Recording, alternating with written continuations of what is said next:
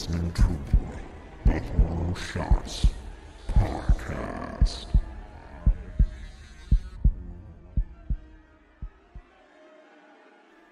Hello again and welcome to another Horror Shots Podcast with me, Casey. Of course, this episode is brought to you by the lovely people over at morbidlybeautiful.com.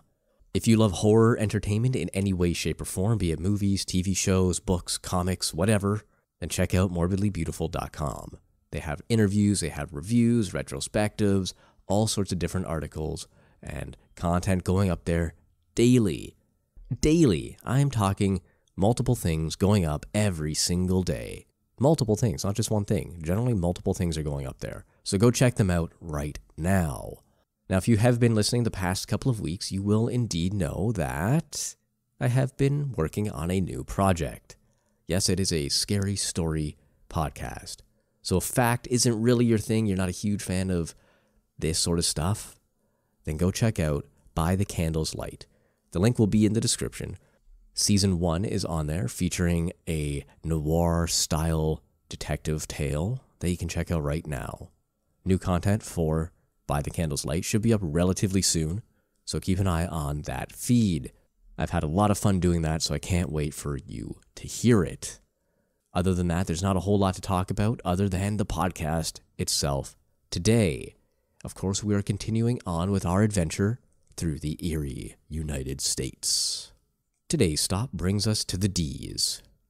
Officially, I guess there are 3 D states, but considering the one is broken up into 2, north and south, we will get to those at N and S respectively. So today we are taking the trip to Delaware. And what's in Delaware? Besides it being a very, very old state, one of the first that became a state and was colonized, we're taking a look at a very specific spot called Lums Pond State Park. This is the largest freshwater pond in Delaware. It's nearly 1,800 acres, located near Bear in Newcastle County. And the park centerpiece, Lums Pond, encompasses about 200 acres as well. It was designed in 1963 as a sort of spillway or an impound for Chesapeake and Delaware canals, but has since grown into a large state park where you can do anything in the recreational sense, from camping to fishing, hiking. Any sort of fun you want to have in the summer, you can do there in those activities, and it's open during the winter. So if maybe ice fishing is your thing, or cross-country skiing, maybe even some snowshoeing, this is the place for you, if you're in Delaware or in and around Delaware. But of course, something that is this old, we're talking going back on privately owned at least a couple hundred years, we have to talk about the dark history that is also accompanied with it. Now, back in the 1870s, something happened in Lums Pond. Well, what was that tragedy, you may be asking? Well, it all starts with a young girl. Her age is unverified, and it was never really reported. This was going back in the 1800s, so, again, reporting and record-taking may not have been top-notch. But the story goes that there was a young girl who, for whatever reason, decided it was her time to leave home. And by young girl, I mean most likely prepubescent, preteen, at the oldest, I would say. Perhaps it was a spat with her parents. Maybe she just decided she could do better off on her own in the wilderness, make a name for herself. Any countless reasons could happen for a child wanting to run away from home. However, she did so. And this was in the late fall, maybe even early winter, when she decided it was time to go. Without so much as even packing a bag, she took off. As she trekked on, eventually she decided that she needed to find some shelter. Now, being the 1800s, I can imagine much of the state was pretty bare in terms of population or civilization. I'm sure there were towns established, of course, but in between there's probably a lot of farmland and wooded areas. Lums Pond sprung to mind. It offered everything she needed. It had water, it had trees for shelter, and she could build probably her own little hideaway with a bunch of sticks and leaves and whatnot. I'd imagine people were more resourceful back then than they are today. If I got lost in the woods and didn't have my phone, well, I'd be dead. But not somebody back in the 1800s, not presumably anyway. But for the sake of the story, she knew what she was doing, and she decided that was a good place to stop. Unfortunately, she wasn't the only one with that idea. At some point during her journey, she came across, presumably, again, a male. Now, whether this was a local resident or if this was a transient on his way to nowhere, he came across this young girl, and he proceeded to rape her, and then he murdered her. He left her body in the middle of the trail for all to see. He didn't attempt to hide it or cover it up, and it wasn't even long until she was found. Presumably a few hours after she had left, she was found in that state. It didn't take long, but we can only assume that it was a very painful and traumatic experience for the young girl. Even worse was that the killer was never brought to justice. He was never found, he was never identified, which is the perfect origin story for a haunting.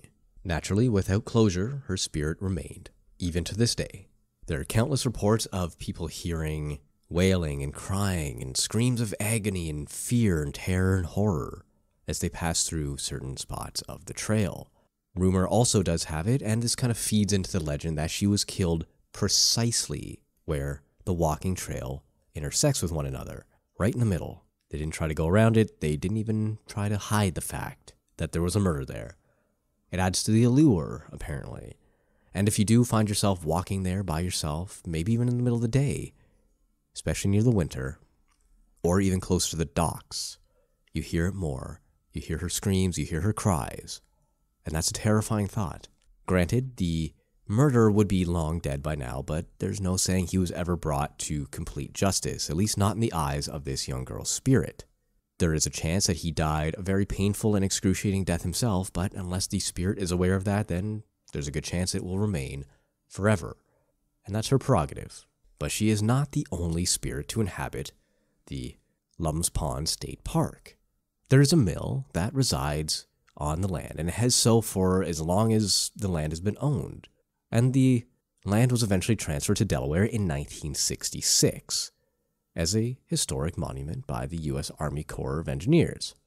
There's a mill house, as I mentioned, on there, and there have been reports that the mill house runs. Of course, it hasn't been functional in over 100 years, but that hasn't stopped people from seeing workers present, running the mill, churning whatever mills churned back in the day, running completely as it would when it was operational. Now, of course, upon further inspection, no workers were ever found, and the machinery hadn't ever been used. Well, at least recently, anyway. Workers were just stuck in their loop, doing what they did day in and day out while they were alive. It's all they knew. Now, Lums Pond also features part of the Underground Railroad. And as we all know, the Underground Railroad helped slaves escape slavery. But it doesn't go without tragedy. Apparently, a lot of the people who were traveling via the Underground Railroad got lost in Lums Pond State Park.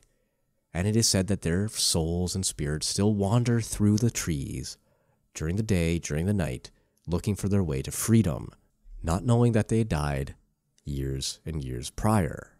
Again, it's a sad story, but when have you ever heard of a happy ghost story? There aren't many out there, and apparently visitors to the park can still see these spirits running around, looking for their way out, calling for each other, calling for help, to this day. Now, the story featuring the young girl in the 1870s has been misconstrued or even turned into an urban legend of sorts. There have been rumors that in the 1970s, a young hitchhiker, again unnamed, unknown, undocumented, got picked up on the road by a stranger. Friendly, helpful stranger who in turn kidnapped her, murdered, and raped her. Maybe even in that order.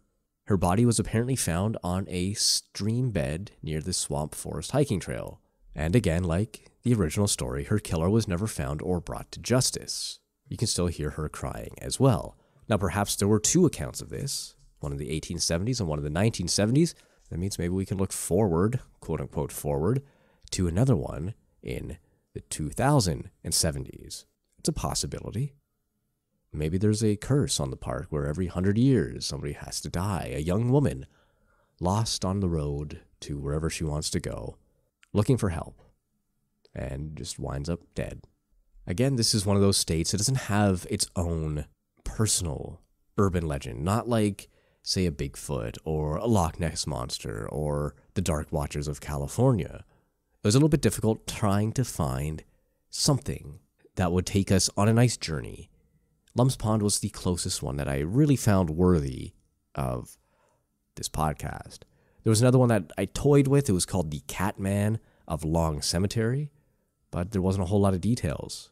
And I can run by that one very quickly. There was a man who took care of the cemetery, a caretaker, if you will. And he eventually died, and he loved cats. And when he died, it was reported that his spirit, holding some cats, would wander the cemetery. At least that's the version I heard. And that's pretty much it. There was no tragedy, really, that befell him. There wasn't a group of kids who found him weird and decided to murder him or something along that line. From what I understood, it was just a guy who died in the cemetery and was buried in the place that he took care of. Again, nothing crazy, nothing special, just a weird little tale. And because it had the name Catman, it sounded like, ooh, maybe it's a cryptid, maybe it's something I've never heard of in the monster world. But no, sadly not. So unfortunately, that does bring us to the end of this episode. I know it was a very short one today, but I just couldn't string together enough information on Delaware for you. I really wish something would really pop out, but it didn't. So I guess we have next week to look forward to, and that's Florida. Now, if anybody knows Florida, there's got to be some crazy stuff, and I found the perfect thing, and I'm very excited for the Florida episode. I've been following this creature for a long time, and that's a hint. It does feature a creature. So until next week, when we find out just what that is.